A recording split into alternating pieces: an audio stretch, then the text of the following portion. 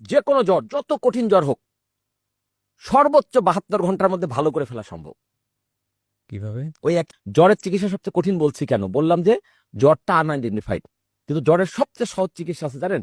যে কোনো জ্বর, যত কঠিন জ্বর হোক, সর্বোচ্চ 72 ঘন্টার মধ্যে ভালো করে ফেলা সম্ভব। কিভাবে? ওই একই জল চিকিৎসা। জ্বর আসা মাত্র আপনি আর মুখ দিয়ে কোনো ভারী খাবার খাবেন না। 1 ঘন্টা পর পর লেবু পানি মধু, লেবু পানি মধু, লেবু পানি মধু। এরপরে যদি আপনার জ্বর আরো তীব্র হবে না, ভালো হয়ে যাবে, তারপরে যদি হয় ম্যাক্সিমাম ক্ষেত্রে ভালো হয়ে যাবে। ভালো হয়ে যাবে, তারপর যদি মনে হয় যে না একটু বেড়ে গেছে, হাই ডোজ দরকার, হ্যাঁ, ডাক্তারের কাছে জ্বরের উপরে প্রথমে কি প্যারাসিটামল, তারপরে কি অ্যান্টিবায়োটিক। অ্যান্টিবায়োটিক। আর আমার কথা হচ্ছে ন্যাচারে প্রথমে হচ্ছে লেবু পানি মধু। তাতে যদি তোমার কোনো কারণে জ্বরটা নিয়ন্ত্রণে আসতেছে না, কাঁচা হলুদ, কাঁচা হলুদ কিভাবে? কাঁচা হলুদ মানে ছেঁচে রস করে খেয়ে ফেলবে, বা ওই যে লেবু পানি মধুর সাথে একটু হলুদের রস মিশিয়ে নেবে। এটা আরো বেশি পাওয়ারফুল একটা রোগ অ্যান্টিবডি তৈরি করবে। তার মানে শরীরের যে জায়গা থেকে যেখানে হোক ওইখানে পৌঁছে যাবে। আপনার অত গবেষণা, জ্বরটা কোথায় জীবাণু ঢুকলো অত গবেষণা দরকার নেই।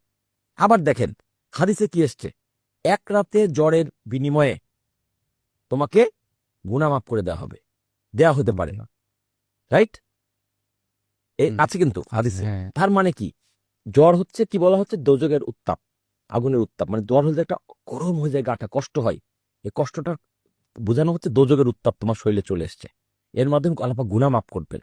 তাহলে আমাদের জ্বর হলে অন্য অর্থে বললে শুকরিয়া আদায় করা উচিত যে আল্লাহ তুমি জ্বর দিয়ে আমার কিছু গুনাহকে মাফ করে মাফ দিচ্ছ। করে দিচ্ছে। হ্যাঁ, তাহলে জ্বরটা তো উঠতে দিতে হবে, ভালো মতো উঠতে হবে। উঠতে দিতে হবে, তো নাহলে তো আর মাফ হবে না। আমরা যে জ্বর উঠতে না উঠতে প্যারাসিটামল গিলে ফেলতেছি, গিলে যে জ্বরটাকে নিয়ন্ত্রণ করে ফেলতেছি, বস যতটুকু এটা ভুল জানি- হচ্ছে। আমি যতটুকু জানি ডাক্তাররাও কিন্তু সাথে সাথে ওষুধ খেতে না করে, মিনিমাম 3 দিন পর। উস্তাদ, যারা করতেছে ভুল করতেছে। হ্যাঁ, জ্বরের বিপরীতে কোনো ওষুধ খাওয়া যাবে না। জ্বরের বিরুদ্ধে আপনাকে সময় দিতে হবে। এবং গা গরম হচ্ছে, আরেকটা কাজ করেন, গা গরম হচ্ছে মানে টেম্পারেচার বাড়তেছে, টের পাচ্ছেন, হালকা কুসুম গরম পানির মধ্যে পা চুবায় বসে থাকেন। তারপরে গা তো আরো গরম হয়ে যাবে, হোক কিছুক্ষণ পর ঘাম দিয়ে ছুটে যাবে। কিসের প্যারাসিটামল লাগবে? প্রাকৃতিক। সম্পূর্ণ প্রাকৃতিক। নিজের জন্য দোয়া করতে হবে, আল্লাহর কাছে মাপ চাইতে হবে, পানা চাইতে হবে। পানা চাইতে হবে যে আল্লাহ আমি ভুল করার কারণে আমার রোগটা হচ্ছে, আপনি আমাকে ক্ষমা করুন, আমি তওবা করছি, আমি এখন থেকে আর ভুল খাবার আমার দেহের ভিতরে ঢুকাবো না। আপনি যে পবিত্র দেহ দিয়েছেন, দেহটাকে পবিত্র রাখবো। নিজে দোয়া করবেন এবং নিজের আত্মীয় স্বজনকে দোয়া করতে বলবেন। এবং দোয়া যে কি পাওয়ারফুল সেটা মোগল সম্রাট দেখিয়ে গেছেন। নিঃসন্দেহে, নিঃসন্দেহে। সুতরাং দোয়ার মাধ্যমে আমাদেরকে রোগ মুক্তির চেষ্টা করতে হবে। 1 দাওয়া, 2 দোয়া, 3 হচ্ছে দান। আমরা কিছু হলেই, যার টাকা আছে ফুটানি করতে, আমি থাইল্যান্ডে গিয়ে চিকিৎসা করেছি, সিঙ্গাপুরে গিয়ে চিকিৎসা করেছি, ইংল্যান্ডে। আরে বাবা রে, রোগ তোমার দেহের মধ্যে, চিকিৎসা করবে দেহের মধ্যে। এটা সিঙ্গাপুর টাইনে নিয়ে করতেছো কি আর থাইল্যান্ডে টাইনে নিয়ে করতেছো কি?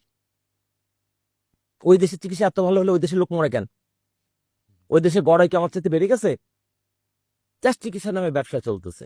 অসুস্থ দেহে ফরম্যাটে করে ঘুরে ফিরে ঘুরে ফিরে একই। তো তুমি এখানেই থাকো, তুমি ন্যাচারাল খাবার খাও, যেখানে তোমার নারী পথা আছে সেখানকার খাবার খাও।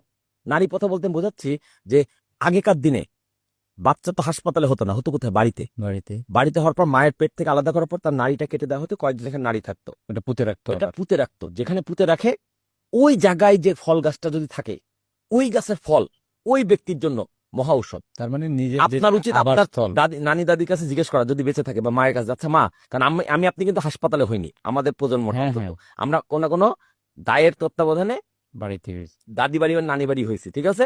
তাহলে আমাদের নারী এখনো খুঁজে পাওয়া, মানে নারী তার খুঁজে পাওয়া যায়, নারীটা কোন এক জায়গায় পুতা হয়েছিল। ওই আশেপাশে যে ফল গাছটা আছে, ওই গাছের যে ফলই হোক, আম হোক, জাম হোক, লিচু হোক, কদবেল হোক, কলা হোক, ওইটা আপনার জন্য মহা ঔষধ। আমি দায়িত্ব নিয়ে কথাটা বলতেছি।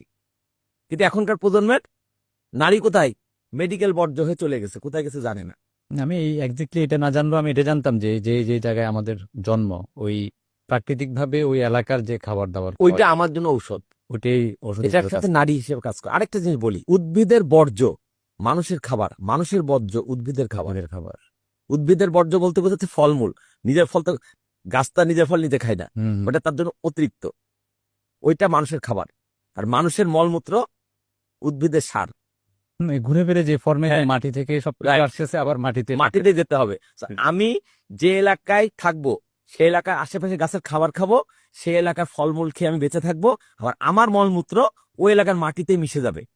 মিশে গিয়ে ওখানে মাটিকে আরো বেশি কি করবে, তাজা করবে, চাঙ্গা করবে হুম। ন্যাচারালি। অথচ আজকাল আমরা নগরায়নের নামে